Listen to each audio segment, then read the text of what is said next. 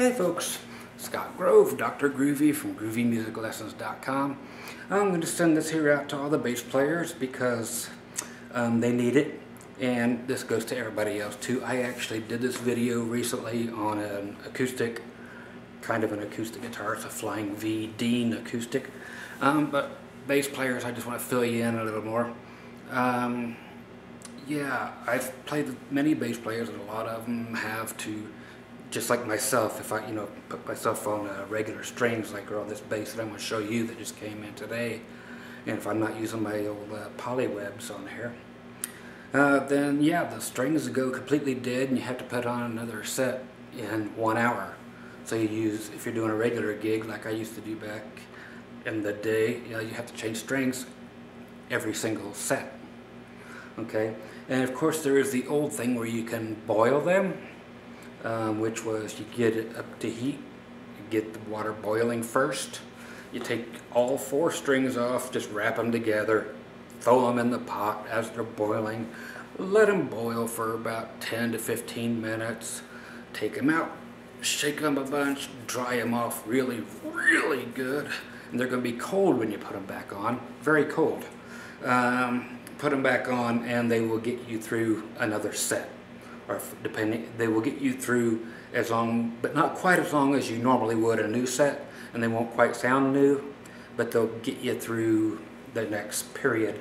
The nickel coated strings, not nearly as much, but the stainless steel, needless to say, will do it. You try to do the nickel ones, they will fall apart like spaghetti very quick. Never double boil a set. One time is it. But you never have to do that, because what I'm going to show you here works better and works 100 times over. What do you mean? This means you could do this between every set if your strings are dead and bring them right back to perfect life. No boiling required. And it will not work with the wound string or the coated strings. This works with regular strings only that are wound, not flat wounds. Okay, so regular old bass strings. Okay, what I'm going to show you here is this Curbo here. That is actually a special one. I'll do a review on it shortly. By Court, which was still Greg Curbo's whole deal. Bartolini. This was the last one of these ever made while he was still alive. Doesn't have the regular neck on it or everything, so this is actually a very cool history on this bass. But the strings are like done, way past done. So I'll show you how to fix that up. People are asking, man, how can I get a dark fingerboard? Look at this. It's not painted. These are fingerboards that are amazing, and they're great. I love maple with the coating over it, and then on my guitars I like to have the maple but then painted the same color as the guitar, and then nice and poly finished over it again. For dark ones, I hate to use ebony or rosewood. Pretty soon you won't have a choice. Rosewood will be gone unless you want a used guitar. So anyway, you get into axes like these, and I will bring it down here to show you that, and I'm going to show you a few other things too, okay, as well as that. Okay, the light, please. The fingerboard on these things, there you go, is like ebonol, and that was the whole thing. There's the only wood on this guitar is the back of the neck. On the regular Curbos, there was no wood at all on that neck, at all. He would call it rockwood, but it was just his own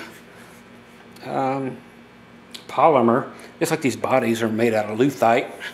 That was not a that was not a lisp, L-U-T-H-I-T-E.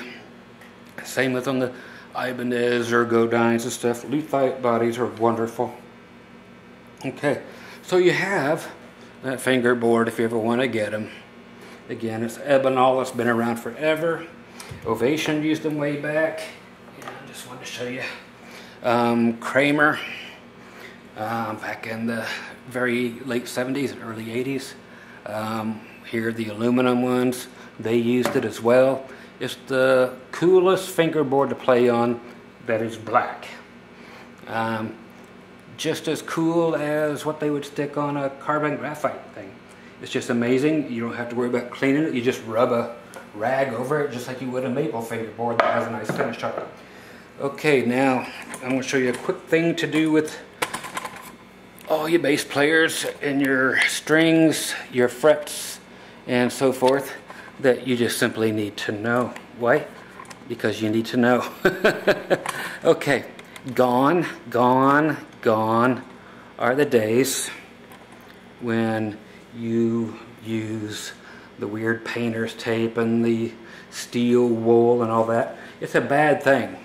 I know there are luthiers out there going, that's all I ever use, and then it cleans up the wood. No, it scratches up the wood, and it actually takes material, meaning metal, off of your frets. So don't ever use that junk. There's things that have been devised and developed that do a way better job, and they don't screw up anything. They don't screw up your wood, they don't screw up your frets in any way, shape, or form, and it never takes it off. The fret eraser, which you can get in any gauge, you know, just like steel wool. The only thing steel wool is good for is like the back of your guitar necks when you want to make them feel nice. Really nice for that. And then you got your fret guard.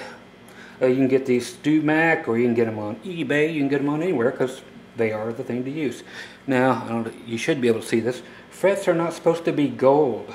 When you first get a guitar, a lot of times it's gold. That is a protective finish put over top of them. They're not. You're supposed to take that off. If you have any rust, if you have anything other than bright, shiny chrome frets, you're not taking care of your stuff.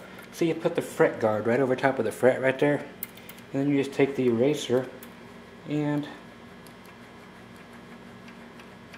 erase the crap on it. So it's better for everybody and better for your instrument. And you can just do it like this without the fret, especially with this kind of axe, with this kind of fingerboard. There's nothing to worry about. I mean, you're not going to scratch anything, but your frets actually become chrome here. You can see the very last one I did right before I came here. I mean, that's just shiny as all get out compared. Let me see, there you go. So look at this one here in the end compared to all the others. Okay, so, and that'll do everything. Anything you need the junk taken off of in a matter of seconds, even off the back of your bridge things or anywhere that you just need to get the crud off, especially these ugly knobs and so forth. Okay, so that is the way to do things. I want to show you this too while I'm here. While we're going to bring these strings back to life, might as well do this too, and that is clean the strings. We'll just boil them, Scott. That gets it done all in one time. No, because the boiled strings will never sound as good as new, and I'm getting ready to show you how to make them sound as good as new many times. So if you boil it, they will never sound as good as new. So think about what's going on here. Quit boiling your strings is what I'm saying. Okay, so these strings look like crud way up close.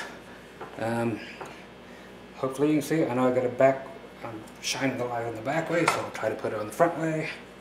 And see if you can see it, because you just rub that on the strings. Just that quick. And you're like, well, I could use steel wool. There you go. These things are like brand flippin' new looking compared to the rest of it. Look. Okay, you can see they look like brand flippin' new. Yeah, but I could use my steel wool, and you would just take off a bunch of parts of your strings. Don't use it. Okay, so there you go. The fret eraser. It does everything it's supposed to do. And with way better results than your crappy steel wool. And the stuff people have been telling you, do this, do that. I'm working on my camera, hang on. Okay, got my Hosa shirt on. They sent me a lot of cool stuff this week. I thank them, and I'll show you all that stuff. Anyway, here's the thing, and I know I'm going to have a douchebag write to me. The secret doesn't happen until about 11 minutes in, because all he does is when he hears himself talking. Okay, that's what all the douchebags do. Okay, so you have ebon. You've got the Ebonol fingerboards, amazing. You got the fret eraser that cleans your frets like brand spanking new and cleans your strings like brand new, but it doesn't get the crap out from in between them, which makes them dead. What does is loosening them about one turn. Hear that? And if you take that, that's going from like E down to D or D flat, C sharp, whatever. And you grab it and you just slap it against here. People are always like, you're slapping it against the frets. People are like, that's going to eat up your frets, ain't it? No, you do this all night long if you play any kind of slap bass at all. It's no different. So this is actually taking all the crud that's in between the windings and flicking it out there. Just like when you got a toothpick, you dig all the crap out and you finally make that noise and it all flies out from between your teeth. Okay?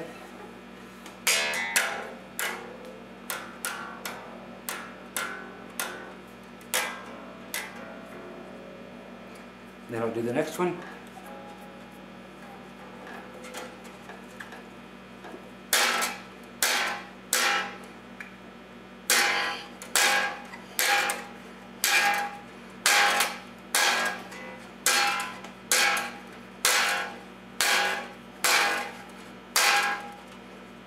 You're like, oh my God, are you serious? It has a heart attack. You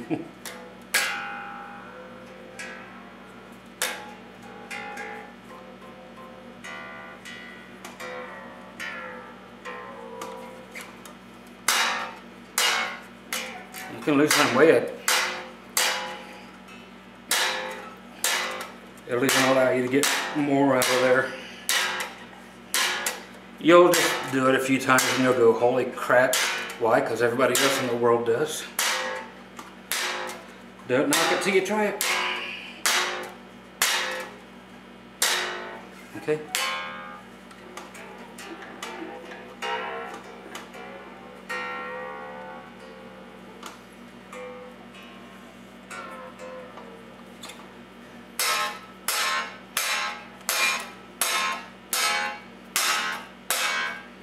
You can hear it coming back already.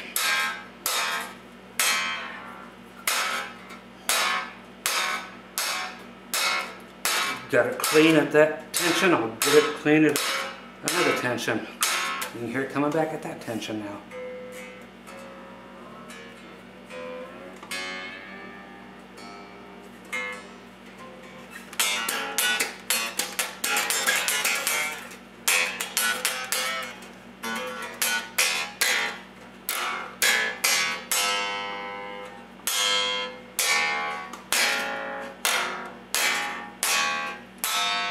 Zing!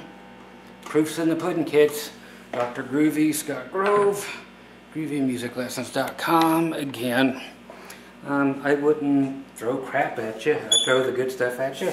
And if you want to throw crap back, you're just simply blocked and stuff because I don't have time for you.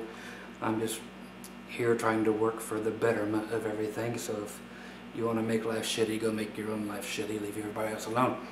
Okay, in the meantime, everybody else enjoy those little tips and little gadgets, and again, clean your strings in under a minute with this guy. Make them look brand spanking new, then make them sound like brand spanking new every single set, and never have to boil them. If you do boil them, they will go dead. Even though you brought a little bit back, it will never be like this. So do not boil them. Okay? Oh, I've been boiling it forever. Yep, quit it. Do this instead. Okay? Those days are gone. They're history. They're over with. Go away. This works better. Again, no, that don't belong on a fingerboard. Get rid of that. Get rid of the steel wool on the front of it. You can use it again on the back or sandpaper or whatever. It doesn't belong on your fingerboard. Does not belong on your frets. And then ebonol, great material for a fingerboard if you want a dark fingerboard. Everything else just collects dust, blah blah blah, and you'll never again have to ask a question, well, do I oil it? You don't oil these. You wipe it and it's done the way it's supposed to be. Okay, so there you go. Making life easier, one video at a time. Dr. Groovy. Later.